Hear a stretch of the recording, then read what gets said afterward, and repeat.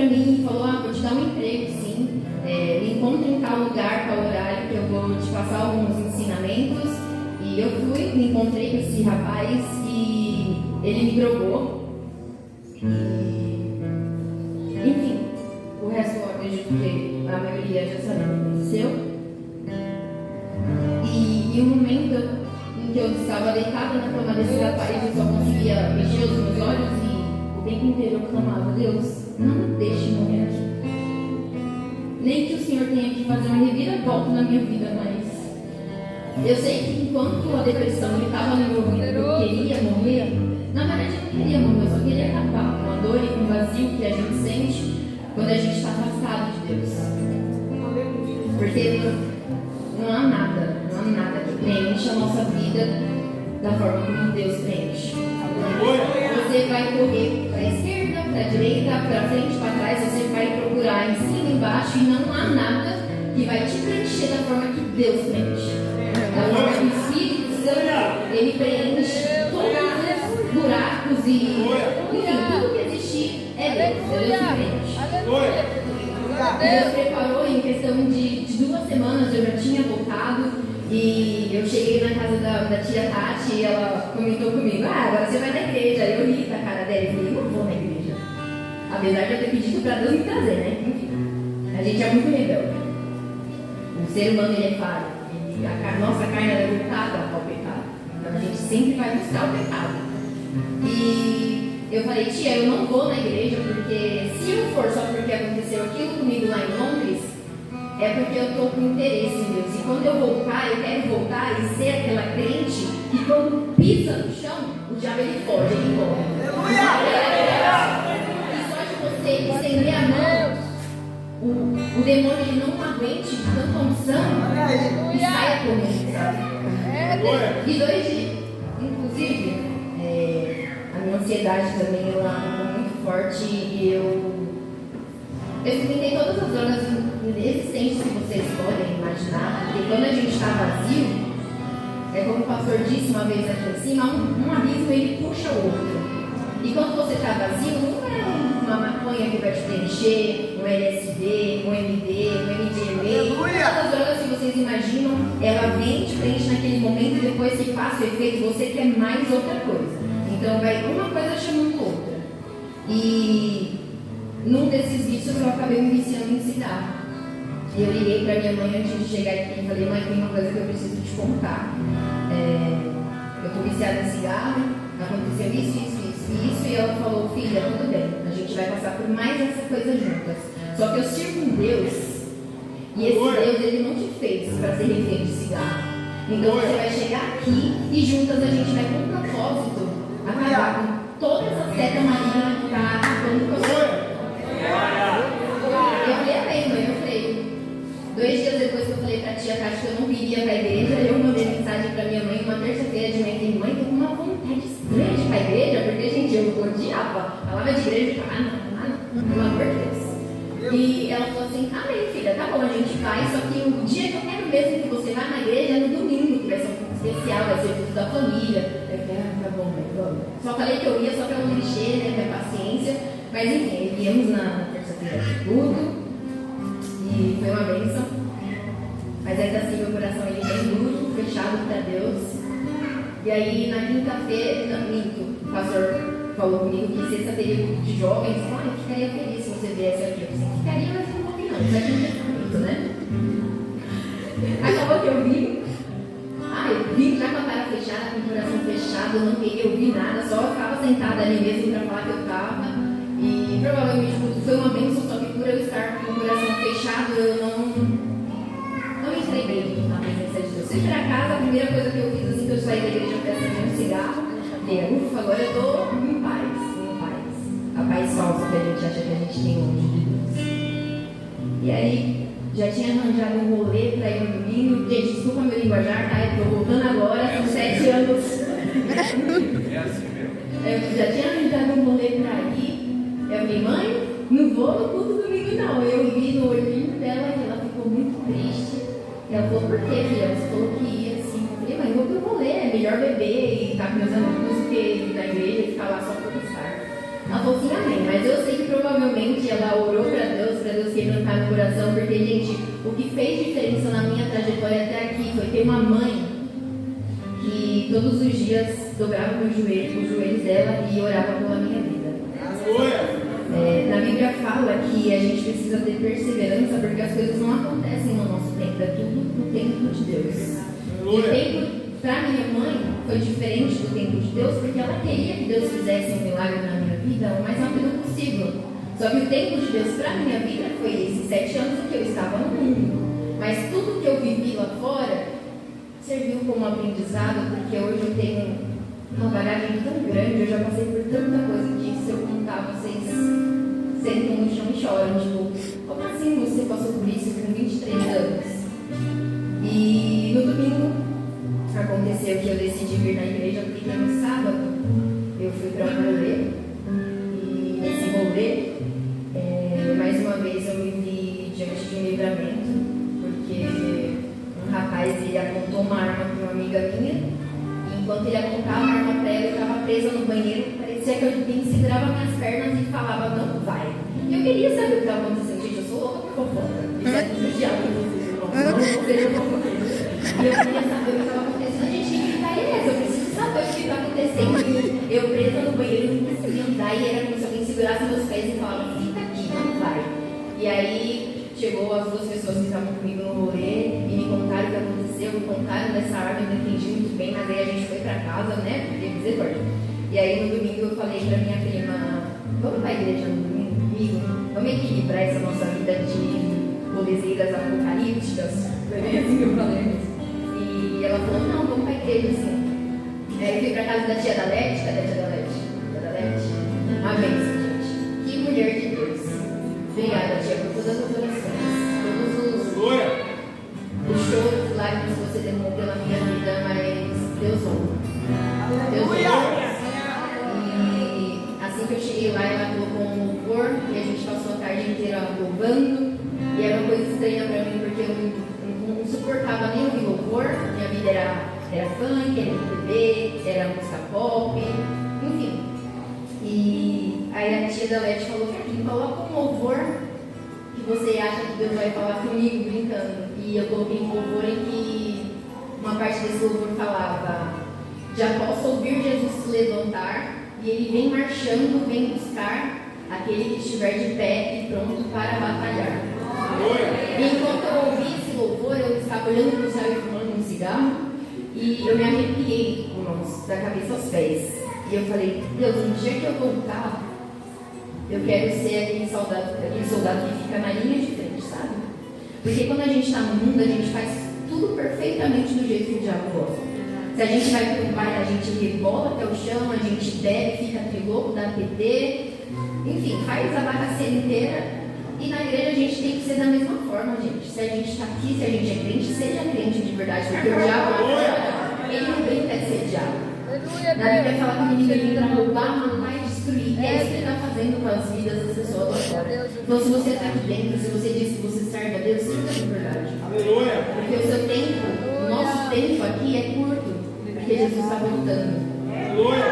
Enfim, e eu vim pro culto, acho que faziam 5 minutos. Não, peraí.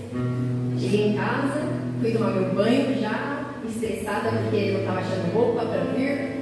E aí, no banho eu falei, eu chamo Deus de Deusinho, gente. Eu sei que para muitos Deusinho é diminutivo de Deus, isso é pecado, mas na Bíblia fala que a gente tem que ter intimidade com Deus. E mesmo afastada dos caminhos da igreja, né, sem seguir doutrina, enfim, eu nunca deixei de orar. E mesmo que eu pensasse que Deus ele não me escutava, eu tinha essa intimidade com ele, eu sempre chamei ele de Deus, era uma forma que eu tinha de fazer ele estar perto de mim. Aí eu, no banho, falei, Deusinho, eu já fui na sua casa terça, já fui na sexta, e hoje é a última vez que eu vou. É a última oportunidade que o Senhor tem de falar comigo, porque eu não quero mais. Eu cansei de estar em cima do muro, de pensar que o Senhor tem alguma coisa comigo, de não tem ou não tem. Então, se tem, o Senhor vai falar hoje, me conta. Se não falar, também não vou mais na igreja e vou me entregar de vez mesmo. Já sei que eu estou fazendo tudo errado, mas vou fazer mais errado ainda se é que era possível. E vim. E acho que 5 minutos que eu estava sentada ali, ouvindo a mocidade louvar, foi a vez dos adolescentes, e eles cantaram um louvor que falava: me deixa ficar neste lugar todos os dias da minha vida. Só que eu já cheguei aqui, irmãos, com o coração quebrantado. Eu já estava sentindo uma coisa diferente, porque sempre que eu vi, eu já já sentava aqui toda marrenta. E nesse dia foi diferente, sabe? Eu fiquei, o que está acontecendo? E ao ver a expressão deles louvando aqui na frente, eu senti mais paz. Eu falei, que paz é essa que há 7 anos eu não sinto que eu quero sentir? Aleluia! Que Deus é esse que se apresenta para as pessoas de uma forma que na minha vida não está mais se apresentando e eu estou com saudade de sentir isso.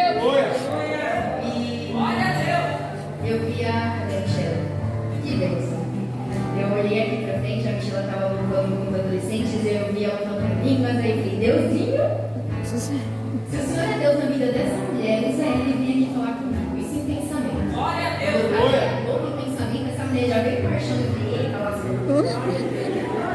Aí eu fui até onde estava meu padrasto, minha mãe e eu. E aí chegou nele e eu falei, ah, pode ser que fale com ele, porque eu sei que ele é temente a Deus, né? Só que aí passou dele, aí eu disse, lascou. É pecado falar lascou, pastor?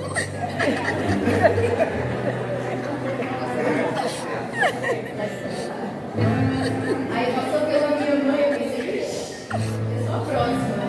E aí chegou na minha vez e ela me pegou pelas mãos e me levantou, olhando no fundo dos meus olhos e falou, Espírito Santo, eu vou te dar um abraço. E me agarrou. E nisso que ela me abraçou, ela ia passando a mão pelas minhas costas e eu comecei a sentir um fogo me queimando. E falou para o ouvido assim, esse abraço vai curar toda angústia, toda depressão, toda ansiedade, toda tristeza, toda mágoa. Conforme isso ia falando no meu ouvido e passando a mão pelas minhas costas, eu senti um fogo me queimando e eu comecei a suar e eu pensando, meu Deus, que foi isso? E quando eu falo, irmão, de ter intimidade com Deus, é porque eu chamo ele de Deusinho e ele me chamou de filhinha. Eu já sabia quem era. E Deus falou tão fortemente no meu coração. Ele me disse que o mesmo Deus que é Pai de ouvir quando você pede algo, porque eu pedi para ele me levar para lá, porque era o sonho do meu coração. E ele me disse, eu sou Deus na sua vida, eu sou Pai na sua vida, de te levar para lá porque você me pediu, e eu também fui Pai de te trazer de volta, porque eu te ouvi naquela forma. E Deus é Pai, gente. A Bíblia diz que pode a mãe se esquecer do filho que ela colocou na terra, mas Deus ele não se esquece. Eu sabia que a partir daquele momento a minha vida ia mudar como uma chave, assim, porque ele tinha me deixado de volta. E passou que foi o culto inteiro, Deus falando comigo, Deus falando comigo, Deus falando comigo, e a gente, por ser rebelde, a gente ainda duvida, porque quando eu sentei ali, eu falei, beleza, falou comigo, mas será que foi você mesmo? Se foi o Senhor mesmo, confirma, mas eu quero que o Senhor desça aqui e confirme. Fale pra mim que é o Senhor. E instantes depois que eu tinha pensado isso novamente, ele desceu e ele confirmou. Ele falou, ele estava descendo aqui para confirmar que era ele na minha vida, que ele me levou, me trouxe, e que o tempo da graça estava se findando. E quando Deus diz isso, irmãos, não é que ele vai deixar de ser bom, mas é que você só vai até onde Deus estende a porta.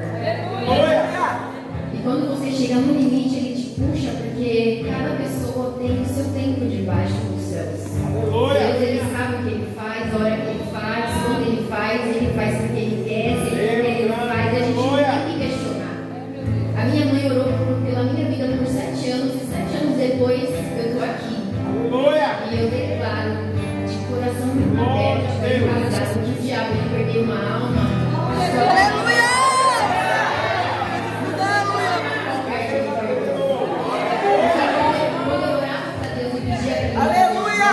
Eu pedia para ele trazer aquela pessoa que o diabo ele é odiado em todas as forças.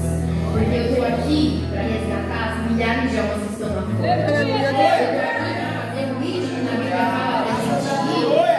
E hoje eu sei que eu tenho uma bagagem, eu tenho uma história de vida para dar como ensinamento para outra pessoa, sabe? Como uma pessoa uma vez me disse que não é porque a gente peca de formas diferentes que a gente tem que se achar melhor do que o outro. Gente, pecado é pecado onde a gente estiver. Se você cometeu um adultério, você está pecando. Se você inventou uma mentira, você também está pecando. É o mesmo pecado que te leva para o inferno. Então não brinque. Deus me deu uma passagem. Eu queria falar para os irmãos. Não precisam abrir a Bíblia, porque é bem rápida. É em Salmos, número 147, verso 4, que diz: conta o número das estrelas, chamando-as a todas pelos seus nomes.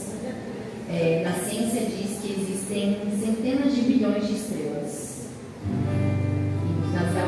numa galáxia. E existem centenas de bilhões de galáxias.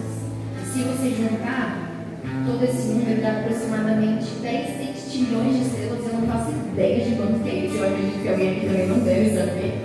Mas a Bíblia fala que a gente tem um Deus que conta cada uma e chama ela cada uma pelo lugar.